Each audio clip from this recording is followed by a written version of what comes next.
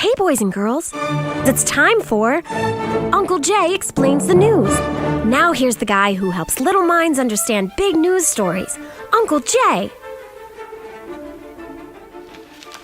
Oh, hello, young men and women, and welcome to a special episode of Uncle Jay, one especially for people like us. Excuse me. In fact, Uncle Jay's news word for this week is our very own word, elitist. Many people in the news have been using this word and implying that it's a bad thing. However, we shall explore that presumption with our superior intellect. The presidential candidates, in their endeavor to win, often portray their opponents in a very negative manner. John McCain, for example, is regularly derided as, shall we say, long in the tooth, head in the sand, foot in the grave.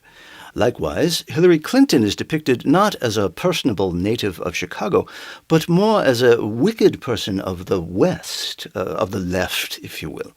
Which returns us now to our word, elitist, a pejorative levied against Barack Obama, suggesting that he is contemptuous of the average American voter. A politician is quite loath to betray that sentiment in this regard. And so when a candidate is accused of being an elitist, it suggests a subtext that the candidate is, to use the vernacular, out of touch and ultimately incapable of sharing a malted beverage with one of their kind. And so, young men and women, to summarize, when you are perusing the news, or if you are exposed to a political commercial, should you accidentally tune away from public television or NPR, you will see a candidate often accused of being. Do not be offended, young men and women. This is merely pandering to the masses who want their next president to be like them. Well, now the time has arrived to answer one of your news inquiries. This week it comes from Skeeter in Brownson, Missouri.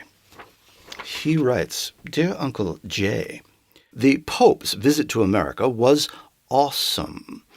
He did a lot of different things, but the news just seemed to focus on when he talked about the priest scandal. Why does the news always do that? Thank you, Skeeter. Well, when you drift away from reputable journalism like the New York Times or PBS or the soon-to-be-ruined Wall Street Journal, you must suffer the slings and arrows of what they call dumbed-down news.